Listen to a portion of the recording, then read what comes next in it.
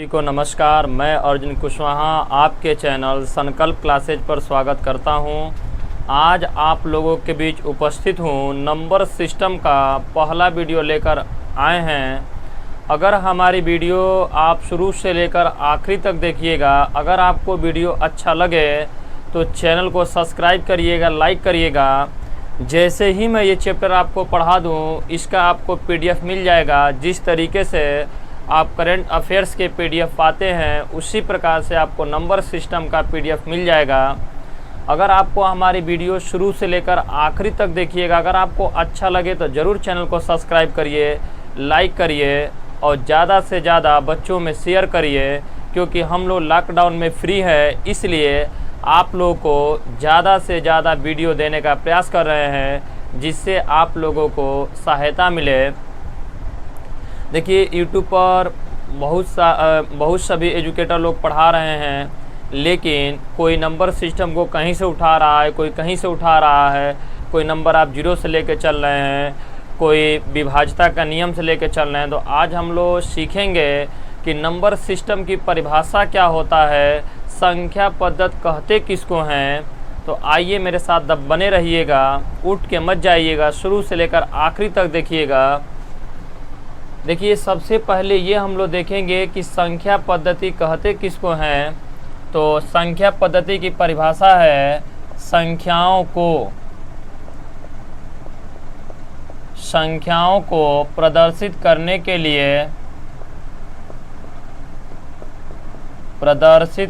के लिए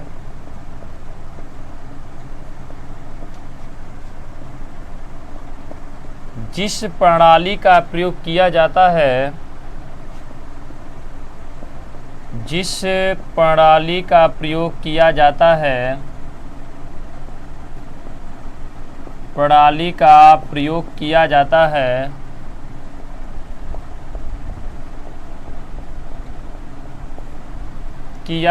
है,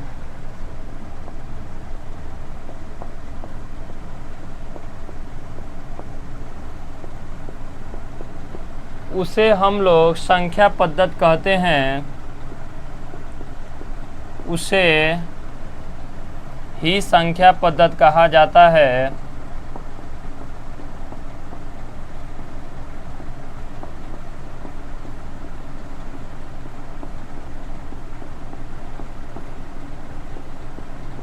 इसका आप लोग साथ में नोट्स बनाते चलिएगा। जो आपको PDF मिलेगा क्लास नोट्स, वो और ये दोनों को मैच करके बनाइएगा। किसी भी संख्या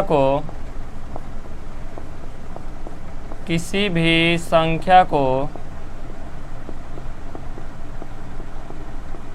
बनाने के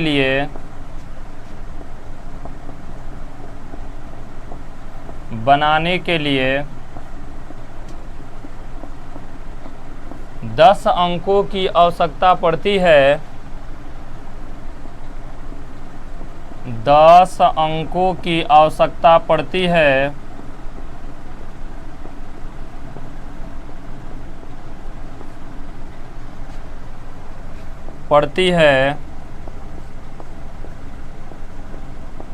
इसीलिए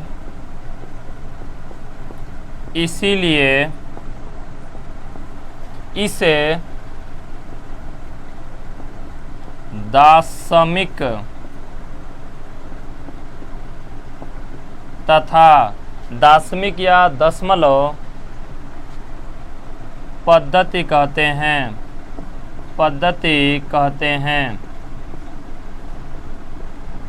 अब जरा आप लोग ये देखेंगे कि 10 चिन्हों कौन कौन से 10 चिन्ह होंगे। तो जो 10 चिन्ह होंगे 0, 1, 2, 3, 4, 5, 6, 7, 8, 9। जो 1 से लेकर के, ये आपको नहीं मिलेगा, जो 1 से लेकर के 9 तक के अंक होते हैं, उन्हें कहा जाता है सार्थक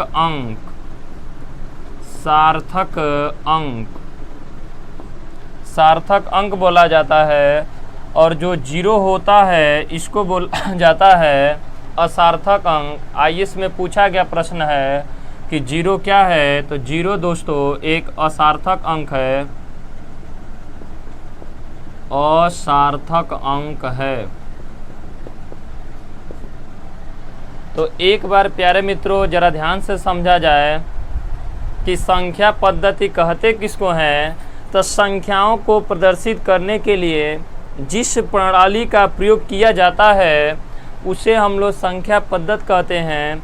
किसी भी संख्या को बनाने के लिए मित्रों 10 चिन्हों की आवश्यकता पड़ती है, इसीलिए उन्हें दार्शनिक पद्धति कहते हैं। दार्शनिक पद्धति में 10 चिन्हों की आवश्यकता होती है, 0 से लेकर 9 तक, क्योंकि 2, 2, 4, 2, 6, 2, 8, 2, 10 हो गए, जिसमें 1 से लेकर 9 तक के अंक को बोला जाता है सार्थक अंक, और जो 0 है हम लोग का असार्थक अंक। ये IAS में पूछा गया प्रश्न है कि ये बताइए असार्थक अंक क्या होता है। तो असार्थक अंक 0 होता है। जैसे मान लीजिए हम लिखे हैं 345, इसमें क्या है 3 हो गया आपका, 4 हो गया, 5 हो गया, ये सारे क्या हो जाएंगे आपके अंक होते हैं। इनको बोला जाता है डिजिट या अंक, डिजिट या अंक। और जो 345 है इसको संख्या बोला जाता है, क्योंकि ये जो टोटल संख्या इसको बोलेंगे, ये जो है आपका संख्या है, क्योंकि अंकों की सहायता से ही संख्याओं का निर्माण होता है। तो एक बार फिर से रिवाइज कर लीजिए मेरे साथ। संख्याओं को प्रदर्शित करने के लिए जिस सिस्टम का प्रयोग किया जाता है उसे संख्या पद्धति कहते हैं। किसी भी संख्या को बनाने के लिए 10 चिन्हों की आवश्यकता पड़ती है, इसीलिए उन्हें दार्शनिक पद्धति कहते हैं। 0 से लेकर 9 तक होते हैं 10 अंक। 0 है असार्थक अंक और 0 असार्थक अंक है, और 1 से लेकर 9 तक के जो डिजिट हैं या अंक हैं वो क्या हैं, सार्थक हैं। प्यारे दोस्तों एक बात ध्यान समझिएगा, पढ़ने का तरीका क्या होता है, कैसे आपको पढ़ना है, कैसे आप पढ़ेंगे तो आपको चीज़ें तैयार रहेगा।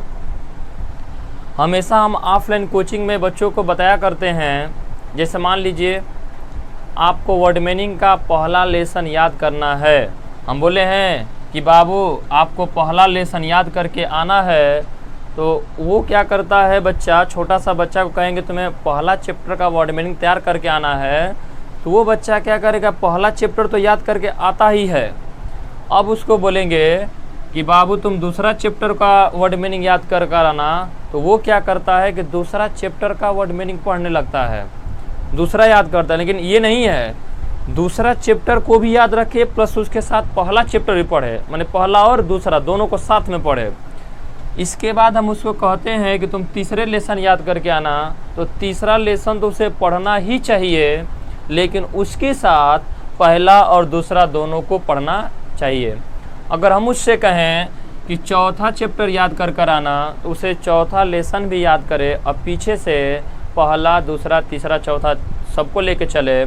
फिर हम कहेंगे तुम्हें 5वां लेसन याद करके आना है, तो वो क्या करेगा कि पहला, दूसरा, तीसरा, चौथा, 5वां सबको याद करेगा।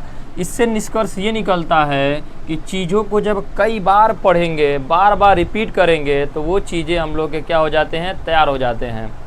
एक बार हम ऑफलाइन के बैच में पढ़ाते थे, एक बच्चा खड़ा होकर के बोला कि सर ये बताइए हमको तो जीके याद नहीं हो रहा है। तो वो थोड़ा सा हमको दिखा पुजारी जैसा। हम पूछे ये बताओ भाई तुम हनुमान चालीसा पढ़ते हो? उसने कहा हाँ सर मैं तो हनुमान चालीसा पढ़ता हूँ। मैंने कहा कि ये बताओ, वो बोला कि सर मुझको हनुमान चालीसा पूरी तरीके से याद है। मैंने कहा कैसे याद है? वो कहा सर मैं बचपन से पूजा पाठ करता हूँ, पढ़ते पढ़ते याद है। उसी प्रकार से ये है, तो जो पढ़ने का तरीका है आपको, जो आज पढ़ा रहे हैं उसको भी पढ़ना है, और जब कल पढ़ाएँ तो आज वाले को पढ़िए, फिर कल वाले को पढ़िए, फिर परसों पढ़ाएँ तो आज वाले को पढ़िए, कल वाले को पढ़िए, फिर परसों वाले को पढ़िए, फिर 5वां दिन पढ़ाएँ तो पहला 5वां दिन का भी रिवाइज करिए, और पहले दिन का, दूसरे दिन का, तीसरे दिन का, चौथे दिन का भी रिवाइज करिए, फिर 5वें दिन को लेकर चलिए। यही पढ़ने का सबसे अच्छा तरीका है।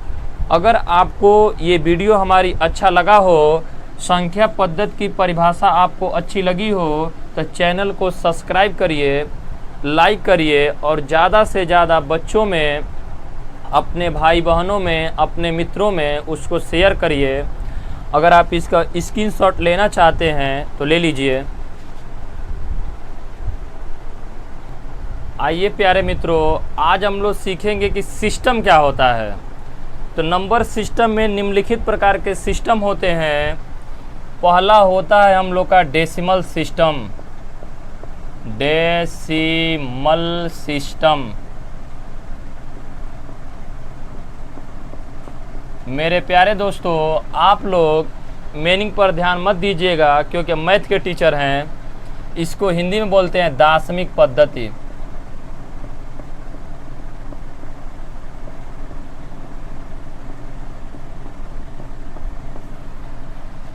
दूसरा होता है दोस्तों बाइनरी सिस्टम।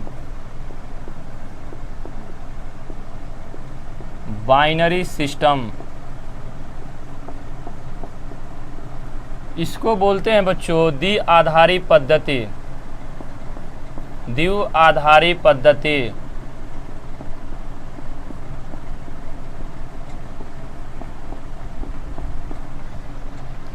इसके बाद बड़े भैया तीसरा होता है octal decimal system. Octal decimal system एकदम अच्छे से आप लोग को नोट्स बनाना है। बढ़िया से इसको नोट्स बना के एक एक बात लिखते हुए चलिएगा, कुछ भी नहीं छोड़ा जाएगा। आपको सारे चीज़ जितने भी यूट्यूब पर छोटे से लेकर बड़े एजुकेटर है सबका कंटेंट प्लस जो पेड वाला वीडियो होगा सबका कंटेंट मैं आपको दे दूंगा फ्री में। बस चैनल को सब्सक्राइब करिए, इसको ज़्यादा से ज़्यादा लोगों में बढ़ाइए। जो चौथा होता है हेक्सा डेसिमल सिस्टम। तो सिस्टम को चार प्रकार से रिप्रेजेंट किया जाता है। पहला होता है डेसिमल सिस्टम दाशमिक पद्धति। दूसरा होता है बाइनरी सिस्टम द्विआधारी पद्धति। तीसरा होता है ऑक्टल डेसिमल सिस्टम और चौथा होता है प्यारे दोस्तों हेक्सा डेसिमल सिस्टम। ये हम लोग का एक चैप्टर है। ISPCS के प्री में आता है, NTPC में आएगा और आपका टेट और सीटेट में आता है कि डेसिमल को बाइनरी में बदलिए, बाइनरी से डेसिमल में जाइए। ये पूरी हम लोग का एक चैप्टर है। अब इसकी चर्चा कर उसको बहुत ब्रॉड तरीके से चीज़ों को पढ़ा जाएगा। इसका आप लोग जल्दी से स्क्रीनशॉट ले लीजिए।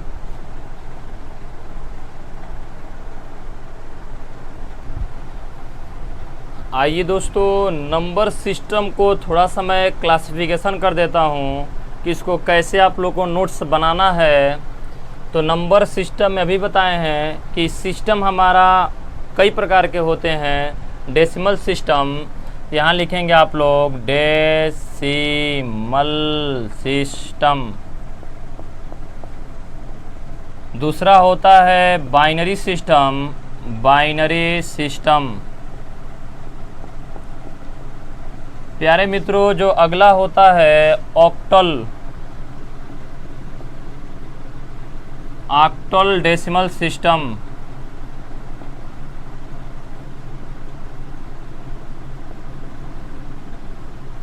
और इसके जो आगे वाली चीज़ होता है उसको बोलते हैं हेक्सा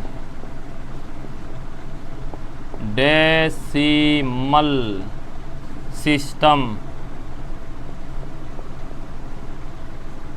ऐसे ही आपको अच्छे प्रकार से नोट्स बनाना है। देखिए, जो डेसिमल सिस्टम है इसका जो बेस होता है, बेस ये आपका बेस होता है 10। डेसिमल सिस्टम में 10 अंकों का प्रयोग किया जाता है। बाइनरी सिस्टम में इसका बेस 2 होता है। ऑक्टल डेसिमल सिस्टम का बेस 8 होता है। हेक्सा डेसिमल सिस्टम का बेस कितना होता है? 16 होता है। तो इसका बेस 10 होगा, बाइनरी का बेस आपका बनेगा 2 होगा और दोस्तों ऑक्टल डेसिमल सिस्टम का जो बेस होगा, बेस ये आपका बन जाएगा 8 और हेक्साडेसिमल सिस्टम का जो बेस होगा, इसका जो बेस बनेगा आप लोग का वो कितना, ये बनता है 16।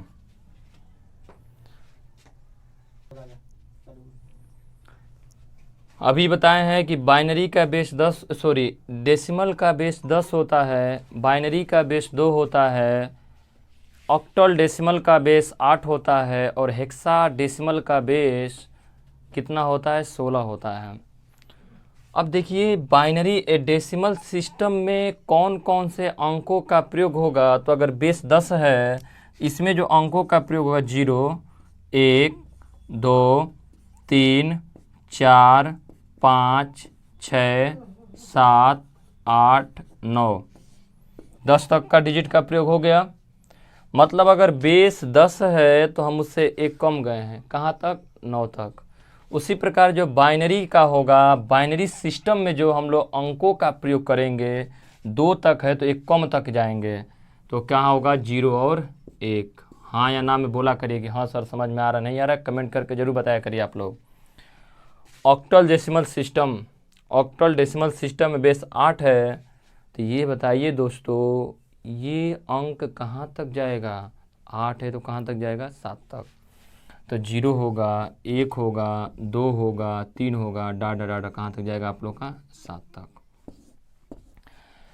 हेक्साडेसिमल सिस्टम का बेस 16 है तो कहाँ तक जाएगा, एक कम माने 15 तक जाएगा। तो इसको हम लोग करेंगे 0, 1, 2, 3, 4, ऐसे डाटा डाटा कहाँ तक जाएगा आप लोग का, 15 तक। एक बात याद रखिएगा, 10, 11, 12, 13, 14, 15 को ABCD भी लोग मान लेते हैं, लेकिन इसका हम लोग की आवश्यकता नहीं पड़ेगा। अब इनका मैं आप लोग को एक चैप्टर में डिफाइन कर दूंगा कि डेसिमल से बाइनरी में, बाइनरी से डेसिमल में, डेसिमल से ऑक्टल में, ऑक्टल से डेसिमल में, तो सारे चीज़ें हम लोग पढ़ेंगे। एक चैप्टर में आपको मैं पूरी तरीके से कंप्लीट करके दे दूंगा। अगर ये वीडियो आपको अच्छा लगा हो तो चैनल को सब्सक्राइब करिए, लाइक करिए और ज़्यादा से ज़्यादा बच्चों में शेयर करिए। और अच्छा लगा हो तो आप कमेंट करके ज़रूर बताइए कि हाँ सर अच्छा लगा। कोई दिक्कत हो कमेंट करिए, फिर से रिवाइज किया जाएगा। तो आज के लिए इतना ही। जय हिंद।